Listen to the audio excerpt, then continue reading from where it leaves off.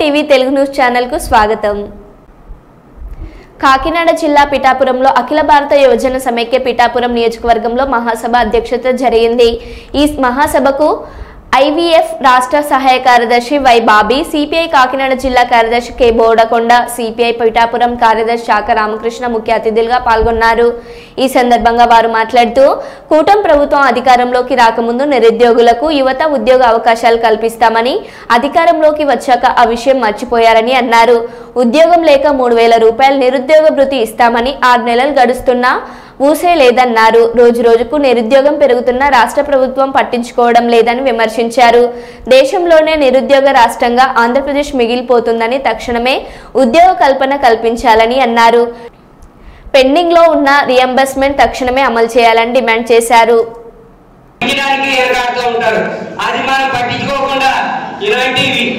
విద్యార్థి సంఘాలు ఏదైనా పిలుపునిస్తే అందులో పాల్గొని మన ఇలాంటి సమస్యలని పరిష్కరించలేదాకా పోరాడాలని మీ అందరికీ తెలియజేస్తూ నాకు ఈ అవకాశం ఇచ్చిన అధ్యక్షుల వారికి హృదయపూర్వక ధన్యవాదాలు తెలియజేస్తా ఉన్నాను। నియోజకవర్గం అఖిల భారత యువజన సమైక్య మహాసభలు విజయవంతంగా నిర్వర్తించుకోవడం జరిగింది। ఈ సభలో సమస్యలన్నీ కూడా చర్చించాం। యువతకి ఉద్యోగ అవకాశాలు కల్పించాలి, అలాగే నిరుద్యోగ వృత్తి కూడా ఇస్తానని ప్రభుత్వం చెప్పింది। దాన్ని త్వరితగతిన యువతకి నిరుద్యోగ వృత్తిని కూడా చెల్లించాలని, అలాగే ఉద్యోగ అవకాశాలు కల్పించాలని భారత కమ్యూనిస్ట్ పార్టీ కోరుతుంది। ఆ క్రమంలో ఉద్యోగ అవకాశాలు కల్పించకపోతే పెద్ద ఎత్తున భారత కమ్యూనిస్ట్ పార్టీ యువతరాన్ని తీసుకొని ఉద్యమాన్ని నిర్వర్తిస్తుందని తెలియజేస్తూ భారత కమ్యూనిస్ట్ పార్టీ జిల్లా కార్యదర్శి కె బోడకొండ। పిఠాపురం పట్టణంలో స్థానిక సూర్యరాయ గ్రంథాలయంలో ఏవైఎఫ్ నియోజకవర్గ మహాసభ జరిపించడం జరిగింది। ఈ మహాసభ ద్వారా విద్యార్థులకి సిపిఐ పార్టీగా అండగా ఉంటాం, వాళ్ళకి ఏ సమస్య వచ్చినా కూడా పోరాడతామని ఈ సందర్భంగా మేము భరోసా కలిగజేస్తా ఉన్నాం।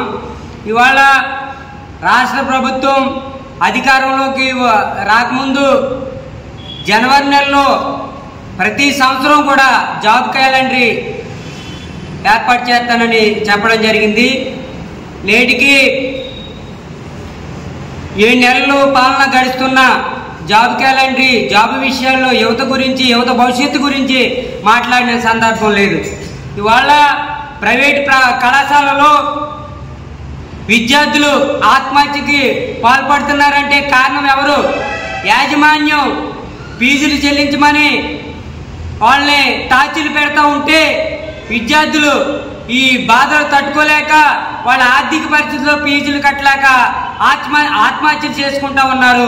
ఇది ముఖ్యంగా నారాయణ కాలేజీలోనే ఎక్కువగా జరుగుతుందని ఈ సందర్భంగా తెలియజేస్తా ఉన్నాం। కాబట్టి ప్రభుత్వం గమనించి ఫీజు రీయింబర్స్మెంట్ ఏదైతే పెండింగ్ లో ఉందో అవి వెంటనే అమలు చేయాలని ఈరోజు ఈ సమావేశం ద్వారా డిమాండ్ చేస్తా ఉన్నాం। అందుకని ఇక విద్యార్థులకి రావాల్సిన హక్కులు ఏవైతే ఉన్నాయో అవన్నీ ప్రభుత్వం సర్వ్ చేసుకుని అవి అమలు చేయాలని ఈ సందర్భంగా కోరుతా ఉన్నాం। ఇవాళ దేశంలో, రాష్ట్రంలో నిరుద్యోగ యువత పెరిగిపోయింది, కారణం ఉద్యోగాల నియామకాలు చేయడం లేదు। కాబట్టి తక్షణమే ప్రభుత్వం ఆలోచన చేసి నిరుద్యోగ వృత్తిని నిర్మూలన చేయాలని ఈ సందర్భంగా తెలియజేస్తూ సెలవు తీసుకుంటున్నాం।